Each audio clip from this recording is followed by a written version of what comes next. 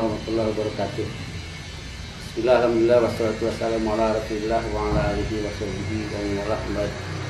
Terima kasih kepada As'ad Leadership Channel yang telah memberi kesempatan kepada saya untuk sedikit banyak bicara tentang leadership. Saya menerjemahkan bahwa leadership itu bisa personal, bisa grup, bisa komunitas, bisa juga secara nasional. Kita bicara tentang leadership. Mengapa perlu leadership ya? Kepemimpinan itu tidak bisa instan. Kepemimpinan itu tidak bisa, bahkan walaupun ada teori, walaupun ada pembelajaran, tapi terus terang kepemimpinan tidak bisa secara instan seperti halnya bidang-bidang lain. Kepemimpinan tumbuh secara periodik, secara bertahap sesuai dengan usianya, perkembangannya. Patutnya Indonesia itu pada usia 75 tahun merdeka itu sudah beda dengan 75 tahun yang lalu lah. Tentu kita harus bisa merasakan warga masyarakat bagaimana pentingnya leadership. Yang pertama ingin saya sampaikan bahwa seorang pemimpin itu harus punya jiwa, harus punya rasa, harus punya pemikiran melindungi. Kepemimpinan itu, pemimpin terus bisa melindungi. Siapa yang dilindungi? Kalau negara mungkin rakyatnya, kalau guru mungkin muridnya, kalau kepala keluarga mungkin anak istrinya, kalau RT warganya. Apa yang dilindungi? Tentu keselamatan fisik, keselamatan psikologi, keselamatan, termasuk semua perasaan-perasaan keselamatan itu kita harus mampu melindungi seorang leadership itu. Seorang pimpinan perusahaan harus bisa melindungi warganya dari semua kebutuhan, baik fisik maupun non fisik. Jadi seperti itu. Pertama, kemampuan melindungi ya. Ada seorang ketua RT mungkin di demo warganya, seorang kepala negara di demo warganya, itu menunjukkan bahwa tidak mampu memberikan perlindungan, tidak memberikan rasa kenyamanan, rasa kepuasan, dan tidak mampu melindungi. Itu adalah prinsip pertama ya, punya ciri seorang pemimpin itu harus bisa melindungi dari kebutuhan-kebutuhan. Yang kedua, seorang pemimpin itu harus bisa menerjemahkan, harus bisa menafsirkan apa yang muncul dalam masyarakat, apa yang muncul dalam warga. Kalau seorang kepala keluarga muncul dari ide anak, ide istri, bisa menerjemahkan. Jadi dalam konteks kecil, dalam konteks besar juga seperti itu. Jadi tidak bisa mengabaikan, biarlah nanti juga lama-lama akan berhenti sendiri, tidak bisa. Itu harus diterjemahkan, kemudian bagaimana solusi, bagaimana menyelesaikan problematika itu ciri pemimpin. Calon pemimpin masa depan itu tidak boleh dikotomi ya. Dikotomi itu arti pemikiran, ini grup saya, ini ideologi saya, ini NU, ini Muhammadiyah, ini Persis. Kalau bukan grup saya tidak akan dipilih. Itu dikotomi. Itu berisiko besar bagi pembangunan negara ke depan. Harusnya seperti apa pemimpin itu? Dalam konteks itu pemimpin tidak melihat sebenarnya berangkat dari Muhammadiyah, dari Persis, dari NU, tidak bicara begitu. Tetapi konteks negara kesatuan Republik Indonesia. Oleh karena itu, pemahaman tentang Islam misalnya harus komprehensif. Tidak bisa ini grup Muhammadiyah, grup NU, nggak bisa. Leadership ya kita bicaranya. Bahkan dengan agama-agama lain. Kalau konteks dalam arti kepemimpinan kenegaraan tentu harus mampu dan harus bisa memisahkan mana kepentingan pribadi, mana kepentingan golongan, mana kepentingan nasional. Nah, sekarang kadang-kadang kita sulit. Sulit ini kepentingan yang mana? Ideologikah, kepentingan komunitaskah? Kita sulit, dan orang masyarakat kecil bisa membaca langsung, ya, bisa membaca langsung bagaimana arah pikiran pemimpin itu. Mudah-mudahan kita tidak tendensius ya bicara saya di sini. Tapi dalam konteks makro kita harus menciptakan seorang kader-kader pemimpin ke depan tidak boleh dikotomi ya. Kita harus bersifat demokratis. Demokrasi itu dalam konteks pemikiran, apalagi dalam konteks kehidupan yang senyatanya gitu ya.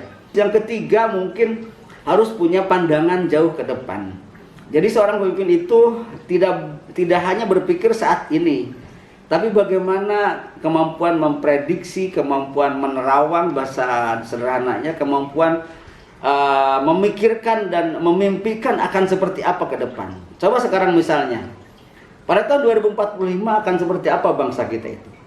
Nah, jadi harusnya sudah jauh dari sekarang lah pemanfaatan sumber daya manusia itu. Kalau manusia kader-kader kita, anak-anak kita, mahasiswa kita tidak disiapkan untuk 2045, terus mau apa?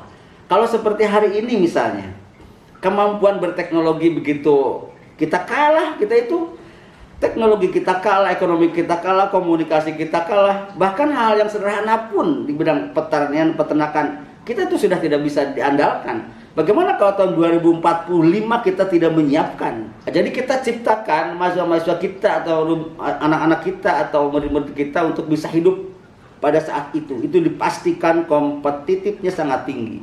Dipastikan kecanggihan komunikasi, kecanggihan teknologi sudah sangat tinggi. Nah, bagaimana menyiapkan kita ke sana? Itu dipikirkan. Bagaimana cara mengajarnya, bagaimana transformasi pengetahuan, transformasi perilaku, itu harus betul-betul disiapkan dari sekarang. Oleh karena itu, mata-mata pelajaran, mata-mata kuliah itu harus integratif. Tidak bisa itu dibiarkan dikotomis. Jadi memang orang meyakini agama sudah keyakinannya, iya. Tetapi kalau udah konteks leadership tidak bisa itu berpikir sektoral, tidak bisa berpikir komunitas, itu harus berpikir makro kenegaraan. Berikutnya, seorang leader itu, seorang pemimpin itu harus sehat jasmani rohani lah. Saya ingin mendefinisikan sehat itu dalam kerangka berpikir ya. Jadi berpikir itu proses mental yang kompleks yang melibatkan otak, melibatkan rasa dan melibatkan jantung. Nah, jadi untuk membuat satu keputusan ya, proses mental yang kompleks yang melibatkan otak, rasa dan jantung. Nah, tiga komponen itu merupakan prasyarat seseorang menjadi seorang leader. Misalnya berpikir tadi tentang prosentase energi listrik otak ke jantung dan ke rasa supaya ada dalam keadaan keseimbangan yang disebut normal itu. Nah, jadi misalnya seorang leader harus berpikir ke masa depanan ya. Ke masa depanan tidak dikotomis. Nah, dikotomis itu bisa berangkat dari cara berpikir yang kurang tepat, yaitu terlalu didominasi oleh kerja otak, logis, sistematis, yang seperti itu. Tetapi jantung itu yang untuk rasa itu kadang-kadang yang mendominasi soft skill itu lupa. Kejujuran, rasa tanggung jawab, empati, emosional itu kadang-kadang energi jantung yang lebih dominan yang dialirkan ke dalam otak. Seorang pemimpin itu bagaimana merasa ya, bagaimana empati kepada orang dalam kerangka melindungi, dalam kerangka mensejahterakan, dalam kerangka bagaimana orang merasa bertanggung jawab dalam sebuah komunitas, dalam sebuah kenegaraan, dalam sebuah keluarga. Kalau masing-masing tidak dibentuk sinergisitas antara ketiga domain itu tentu kita akan mendapatkan seorang pemimpin pasti yang dikotomis. Contoh misalnya bagaimana ketika memilih bawahan, bagaimana ketika membuat keputusan, bagaimana ketika mengajak kepada anak dengan tanpa mempertimbangkan rasa, tanpa mempertimbangkan energi di jantung, itu tentu kita akan akan hampa ya, akan hampa. Dan karakter pemimpin masa depan itu harus bukan semata-mata kemampuan cara berpikir otak, tapi juga soft skill yang harus dikembangkan. Oleh karena itu banyak sekolah-sekolah yang mengembangkan kemampuan soft skill, kemampuan hard skill. Dan itu insya Allah dalam lembaga yang akan dibangun oleh Leadership Channel itu yang terintegrasi antara kemampuan kerja jantung dan kemampuan kerja otak. Tentu diimbangi dengan teknologi ya, karena memang manusia itu diciptakan ke dunia itu untuk menjadi khalifah, untuk menjadi pemimpin. Pemimpin terhadap dirinya, juga pemimpin terhadap masyarakat, terhadap komunitas. Seperti itu. Nah, jadi kita itu sekarang harus bagaimana membangun kader-kader anak-anak kita, kadar-kadar generasi berikutnya mentransformasi seluruh kemampuan otak, jantung dan rasa itu kepada generasi berikutnya. Itu mungkin yang dimaksud dengan kesehatan saya tadi. Jadi kalau seseorang berpikir terlalu mendominasi otaknya, maka itu akan dunia yang dipikirkan, bukan ketuhanan, bukan tugas fungsi leadership yang sebenarnya Allah turunkan kepada manusia. Oleh karena itu, kita ini harus menyiapkan diri ya, menyiapkan anak-anak kita ke depan supaya hidup di tahun 2045 itu dengan memanfaatkan sumber daya alam yang sangat melimpah. Saya sangat sedih ya ketika melihat masa sekarang dengan kita memiliki sumber daya laut yang hebat, sumber daya darat yang bagus, udara yang bagus, kemudian panas yang bagus dari matahari yang hebat. Kita itu sekarang seperti tidak disiapkan ya dengan teknologi, dengan cara berpikir. Saya sangat menyayangkan. Oleh karena itu, hayu bersama-sama kita bangun diri sendiri, kita bangun komunitas, kita bangun keluarga, kita bangun warga, kita bangun negara secara makro. Bagaimana memanfaatkan sumber daya manusia dengan teknologi, tapi tidak melupakan fungsi kita untuk sebagai pemimpin, ya, pemimpin diri, pemimpin warga masyarakat. Jadi tadi keseimbangan di antara ketiga itu untuk membangun soft skill, kerja otak, jantung dan rasa itu harus sinergi ketiga-tiganya. Kalau yang mendominasi kerja jantung juga tidak bagus ya, karena rasa yang dikedepankan. Jadi tidak bisa kita berbuat logis, apalagi kalau rasa ya, rasa itu rasa. Banyak rasa itu, rasa kemanusiaan, rasa biologi, rasa ketuhanan dan sebagainya. Maka perlu diseimbangkan ya, disinergikan antara rasa, antara jantung dan otak. Seperti itu.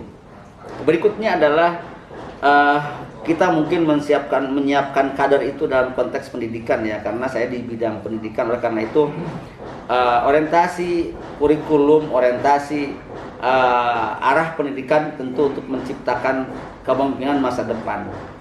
Oleh karena itu perlu ada contoh-contoh ya, contoh-contoh kepada para siswa, kepada para mahasiswa, kepada anak-anak kita, bagaimana kita itu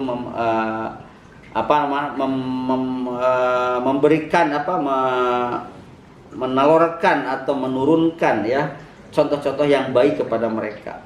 Janganlah mulai sekarang kita terlalu mendominasi ya perasaan-perasaan yang terlalu dikotomis lah, sekali lagi tadi dikotomis ya. Jadi itu yang menyulitkan, karena kalau sudah jadi mindset kita itu akan merasa kesulitan untuk merubah. Kalau sudah menjadi mindset ini yang kita akan merusak keturunan, merusak masyarakat. Mudah-mudahan ini menjadi bagian masyarakat berpikir integrasi, sudah bagian masyarakat ya. Tidak lagi kita berpikir sektoral, dan ini akan merusak ya, merusak tatanan kehidupan pribadi masyarakat dan secara makro kenegaraan ke depan. Itu mungkin yang bisa saya sampaikan pada saat ini. Terima kasih sekali kepada tim As Adler Channel yang telah beri kesempatan kepada kita. Insya Allah ke depan nanti kita akan dilanjutkan ya, untuk supaya ada manfaatnya kepada kita semua. Terima kasih. Assalamualaikum warahmatullahi wabarakatuh.